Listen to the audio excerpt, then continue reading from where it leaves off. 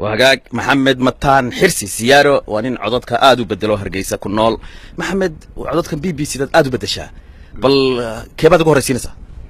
waxaan ugu horeysiinayaa in hadii ilaahay ka dhigayo in xasan bariis bal ka wad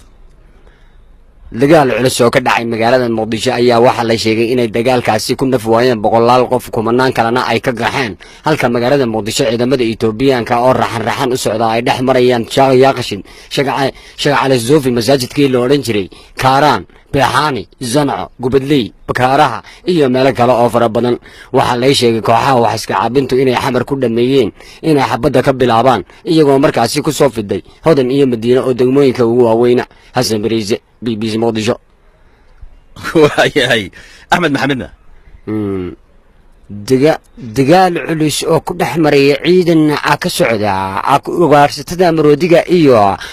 kuwa Kenyaanka ayaa wuxuu ka dhacay magaalada Awajeer halkaasi oo la sheegay inuu dagaalkaasi aw sii socday muddo saacada xataa waxa xidhan xadka Soomaaliya iyo u dhaxeeya Kenya Ahmed Maxamed BBC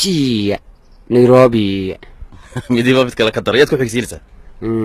waxaan ku xogsiinayaa Yuusuf Xarsan Musal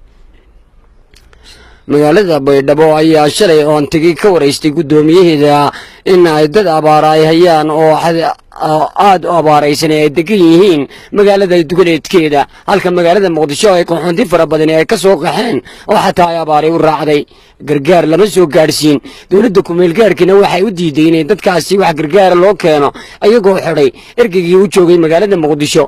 qaramada midoobay haddaba hay'adaha waxay ka codsanayaan maamulka Baydhabo in gargaar la soo gaaro dadkani abaartu leysay Yuusuf Xarsan Mursal BBC Baydhabo waay ka kale waxaan u baranayaa wariyaha Hargeysa Axmed Ciigo adiga inaan ku xigsiyo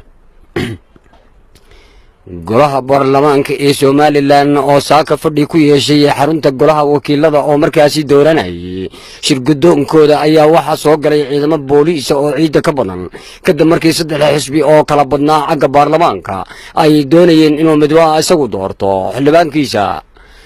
waxa ii suurta gashay mar dambe inaan galo halkaasi oo dabeeta aan kula dhex dhunto golaha wakiilada mikrofoonka oo warka ka duubo iyadoo saxaafadda ay ka qaadeen mikrofoonadii iyo xataa kamaradihii ciidamada booliisku waxaan arkayay golaha wakiilada qaar ka tirsan iyo ciidamo booliisa oo isafdhaafay Axmed Ciidiga BBC Hargeysa bal kuwa qolada Bush House-na qoladii Bush House waxa weeye Yunis Cali Nuur هذا ورئيسيا اللي شيء مدحونها جورج دبليو بوش مريكان كمرة أنتي تبي غادي سنة كان مريكان كأيا وشيء إن أنا كتشوتشين إن تقال كعراق وكوهيو تاسيو وكشيء إن القاعدة إذا كسو كبنا يان عندما أركض يحسد وهدي عراق مريكان كمركا سيك بحان هذا ما مدحونه وشيء إن مركز سيا باكستان إيو عراق يسكن متاعي ومركز سيا كسي في دون تصوري إيو قبل كله الدون كنا وخطر كتير مركز سيا دي أنا لقى كمان وحكلوا weeraray madaxweyne Bush halka Iran ay ka sameeyeen lagu yarka inuu adduunku khatar ku sugan yahay markaasi cunaqabateyn lagu soo rogi doono Ahmed Najaaj ayaa ku tilmaamay inuu madaxweyne Bush shaydaan yahay markaasi ka calaysan islaamka quwadda yeelanaya kaasina wuxuu ahaa Yunis Cali Nuur waayay yaa kale Saciid Cali Muuse kooxda Juventus iyo AC Milan ayaa waxay ku kala badiyeen 3-0 magaaladan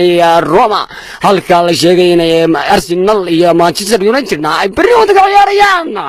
magaaladan Roma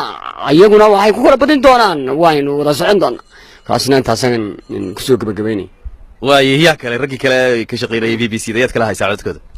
in qoladii BBC da ka shaqeyn jirtay idaadu ka baxeen laakiin Cabdullaahi Xasan Jaamac iyo قولنا إيش كسانه كيروش كور بنشري بريجون فالوضع عبد الله حسام مدحونا راشيا فلدنا ميربوتنا أي شيء كنا ودقال كان يسي وضيو كويا تشنيا مدحونا وعشة كنا نقطة تشنيا فلا لقى شكا كما قدا مدحونا راشيا وكقط بدني يغلقنا من نيركا أي شيء إن أمريكا كودوني إنه أدون كبوليس كنقضا بس وعشة كرمها قدها راشيا إنه فراها كلبها وحيلو وحنو بلابينا هدي كلا tartankii hubka waaweyn ee culus iyadoo markaasi Russia ay ka bixi doonto heshiiskii cunaqa lagu heshiiyay axadaynta gantaalaha wuxuu yidhi lama dhigi karo Czech Republic iyo Poland wax gantaala madaxweynaha ruushku waa markii ugu horeysay asagoo cadhaysan uu qaramada midoobay ka hadlo cabdullaahi xasan BBC Moscow